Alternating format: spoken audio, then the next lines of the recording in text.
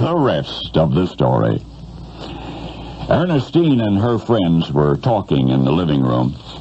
Suddenly all eyes turned toward the doorway, for there, gyrating furiously, apparently uncontrollably, was Ernestine's small daughter. Was something wrong? One of the house guests asked anxiously. Ernestine gave a weak smile, shook her head, said the little girl was simply showing off. But she was not showing off, the child protested. She was dancing.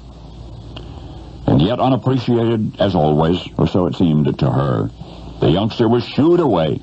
Retreating to her room, she contemplated the cause of all of her trouble. It was her big sister, Barbara Jean. Oh, Barbara Jean was perfect. The perfect sister, the perfect everything, the smart one with the long, pretty hair and the, oh, so beautiful face. If only the little girl could just hate Barbara Jean, it might be easier somehow, and yet Big Sister was so very lovable that not even her jealous sibling could conjure antipathy, just a little resentment and a lot of envy. Mother and Daddy liked Barbara Jean best. Of that the child was certain. If only there was some way to get her parents to notice her for a change, the little girl thought. Then she remembered the song. She had heard it on the radio. Her parents seemed to like it a lot, and so encouraged by the prospect of yet winning over her mother and her mother's friends, the youngster wiped away a tear of disappointment with the back of her hand. She marched back to the living room, and there, poised in the doorway once more, she gave out with a most dramatic version of the song they'd been hearing on the radio, Your Cheatin' Heart. Flash forward 4 decades.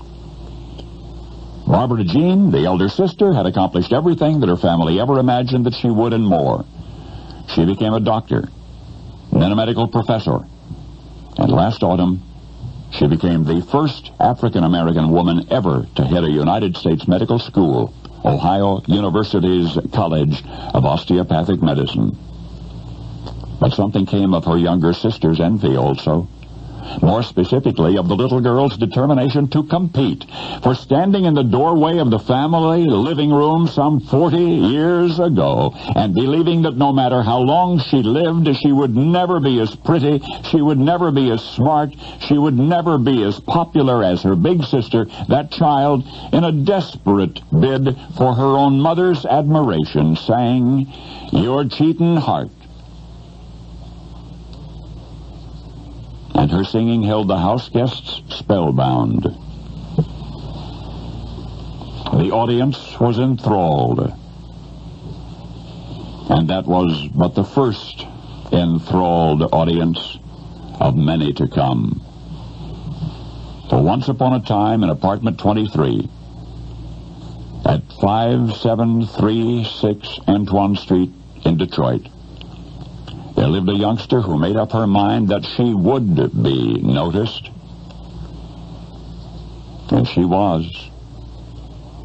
Gladly she would have settled for just being pretty like Barbara Jean, and intelligent like Barbara Jean, or talented like Barbara Jean, but she grew up to be all of those things. Beautiful, intelligent, and talented, and one more thing, the supreme, unchallenged queen of Motown, Diana Ross. Now you know the rest of the story.